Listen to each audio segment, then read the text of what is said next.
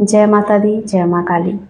हम अपने ईश्वर पर कभी कभी अटूट विश्वास करते हैं और कभी कभी अविश्वास से भर जाते हैं। कभी कभी हमें ऐसा लगता है कि ईश्वर हमारे पास कैसे रह सकते हैं, कैसे आ सकते हैं, क्योंकि ये कलयुग है।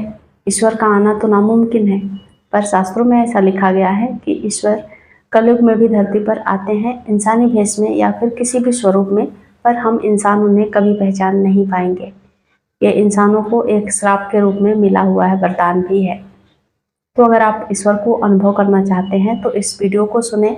इस वीडियो को सुनने के बाद, जानने के बाद, इस वीडियो में मैं जो चीज़ें आपको बताऊंगी उसको जानने के बाद आप भी ऐसी बहुत सारी परिस्थितियां जो आपके जीवन में आई होंगी, आपके मन में वो एक बार फिर से उभरेगा, वो चलचित्र उभरेगा जिसमें आपको ऐसा लगेगा कि हाँ, उस समय मेरे साथ भी ईश्वर थे, उस समय मेरे साथ भी भगवान थे और इस परिस्थिति से मुझे उन्होंने बाहर निकाला। इस वीडियो को सुनने देखने के बाद आपके मन के भाव फिर से जागृत होंगे, आपकी भक्ति भावना फिर से विश्वास से भर जाएगी। क्योंकि विश्वास और अविश्वास के डगमग नाव पर बैठकर इंसान कभी भी मोक्ष को प्राप्त नहीं कर सकता और ना ही ईश्वर को प्राप्त कर सकता है। उसे एक नाव पर ही पैर रखना होगा, या तो विश्वास या फिर अविश्वास। लेकिन दोनों नाव पर पैर रखने से वो कभी नदी के पार पहुंच ही नहीं सकता, जो इस मोह माया की नदी है, जो भ्रम की नदी है। ये एक सच्ची घटना है बिहार के रहने वाले एक किसान की।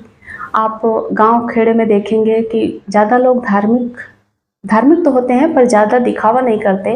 पूजा पाठ, साधना वगैरह के बारे में उनको ज़्यादा जानकारी नहीं होती है। अब हर गांव के पीछे पश्चिम दिशा में देवी की एक पिंडी स्थापित होती है, जिसको अलग अलग लोग नामों से जानते हैं। कोई सती माई कहता है, कोई काली माई कहता है, और भी ऐसे बहुत सारे नामों से उन देवियों की पूजा की जाती है और वो गांव की सुरक्षा के लिए होती है।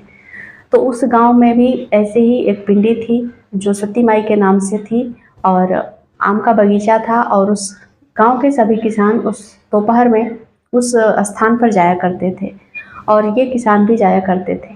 अब इनके सामने एक वीडियो आई जिसमें साधना के बारे में बताया गया और कहा गया कि इस तरीके से साधना करने से देवी देवता प्रत्यक्ष रूप में सामने आते हैं, अनुभव कराते हैं। तो इनके मन में भी इच्छा जागी कि ये भी साधना करें, पर उनके पास उतने साधन नहीं थे, समय नहीं था। फिर भी इनके मन में इच्छा थी। तो अब देखिए ईश्वर की कृपा, माँ की कृपा किस तरीके से हुई कि उनको एक पुरानी ही सही पर दुर्गा सप्तशती की बुक हाथ लग गई, कहीं से मिल गई।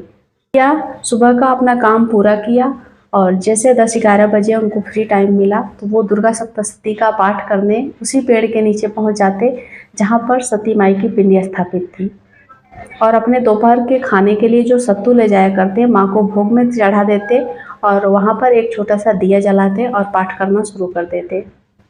शुरू में तो उनको भी ऐसा लगता था कि लोग क्या कहेंगे, कोई जादू टोना सीख रहा है या फिर, लेकिन एक बार को उनके मन में आया, चलो जो कहेंगे कहेंगे, लेकिन मैं इस बार इस साधना को पूरा करूँगा। ये मन में विश्वास करके वो रोज इसी तरीके का क्रिया करने लगे। अपने खाने का सत्तू माँ को भोग के रूप में चढ़ाते, दिया जलाते और पाठ करते।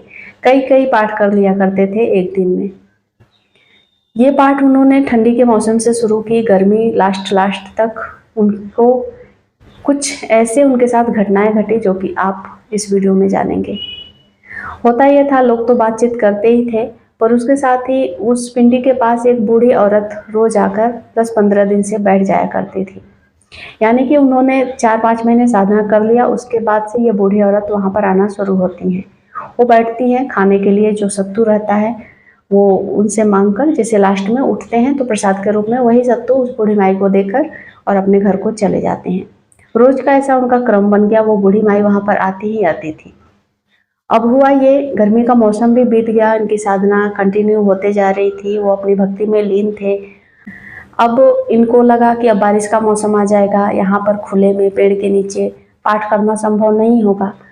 तो उन्होंने सोचा कि अब इस पाठ का उद्यापन कर देना चाहिए। उद्यापन के दिन इन्होंने क्या किया, हलवा पूड़ी बनवाया घर पे, मिठाई भोग जो था वो लेकर गए, माँ को अच्छे से चुनरी वगैरह चढ़ाई, भोग प्रसाद सब चढ़ाने लगे। ये अपनी पूर्णाहुति की जो क्रम था उसको कर ही रहे थे। तब तक वहाँ पर जो बूढ़ी माई थी, जो पहले से आती थी, वो वापस आती हैं और उनसे कहती हैं कि बेटा, आज तुमने इतने सारे पकवान लेकर आए। तो उन्होंने कहा कि हाँ, आज उद्यापन कर रहा हूँ। तो बूढ़ी माई कहती है, पर मुझे तो वो सत्तू ही पसंद है जो तुम रोज लाया करते हो। तो वो तभी भी उनकी आंखों का जो पर्दा है, माया है, वो हट नहीं पाता है। और वो कहते हैं कि आज नहीं लेकर आया क्योंकि मेरा आज लास्ट दिन है साधना का, तो आज जो कुछ भी मैं लाया हूँ उसी में से आप प्रसाद के रूप में ले लीजिए। तो वापस से उस बूढ़ी माई को वो कहते सुनते हैं कि वो कहती हैं, जो बूढ़ी माई थी वो कहती हैं कि नहीं, मुझे तो वो सत्तू ही पसंद है। तो सत्तू तो लाए नहीं थे। वापस से वो चुपचाप से अपना पूजा पाठ करते हैं। लास्ट में उस बूढ़ी माई को वो पूड़ी खीर जो हलवा वगैरह लाए थे वो देकर और जाने लगते। 10 कदम ही चले होंगे कि उनको कुछ ध्यान आता है। वो पीछे मुड़ के देखते हैं, वो बूढ़ी माई वहां पर नहीं होती है। वो रोने लगते हैं, चिल्लाने लगते हैं। वो समझ चुके होते हैं कि इतने दिनों से जिस बूढ़ी माई के साथ वो बातें कर रहे थे, जो बूढ़ी माई रोज आकर उनके सती का पाठ सुनती थी, वो माई साक्षात रूप में देवी माँ थी। वो दौड़ते हैं, रोते हैं, चिल्लाते हैं। कहानी कहते हुए मेरे रोंगटे भी खड़े हो रहे हैं, मुझे सिहरन-सी हो रही है। माँ की ऐसी कृपा भक्तों के ऊपर हो ही जाती है, जो सच्चे भक्त होते हैं, विश्वास से भरे होते हैं। वो चारों तरफ देखते हैं, उस बूढ़ी माई को खोजते हैं। बूढ़ी माई इतनी यंग तो थी नहीं कि वो झट से कहीं चली जाएं, इतने बगीचे में कहीं दौड़ के छुप जाएं, छुपने की कोई जगह नहीं थी। वो किसान भाई का रोना रुक ही नहीं रहा था। रो रहे थे, चिल्ला रहे थे, माँ को पुकार रहे थे, अपने ऊपर अफसोस जता रहे थे कि इतने दिनों से मैं माँ के साथ था, माँ मेरे पास बैठती थी, पर मैं पहचान नहीं पाया। तो ऐसे भक्तों के साथ, साधकों के साथ बहुत सारी घटनाएं होती हैं जब उनके इष्ट, उनके देवी देवता उनके साथ होते हैं और वो उन्हें पहचान नहीं पाते। जब वो चले जाते हैं तब उनको समझ में आता है कि हाँ, मेरे इष्ट ही मेरे साथ थे और मैं पहचान नहीं पाया। अगर कोई भी व्यक्ति सच्चे मन से विश्वास के साथ अपने ईश्वर को पुकारता है तो उसको ईश्वर किसी न किसी रूप में मदद जरूर करने आते हैं।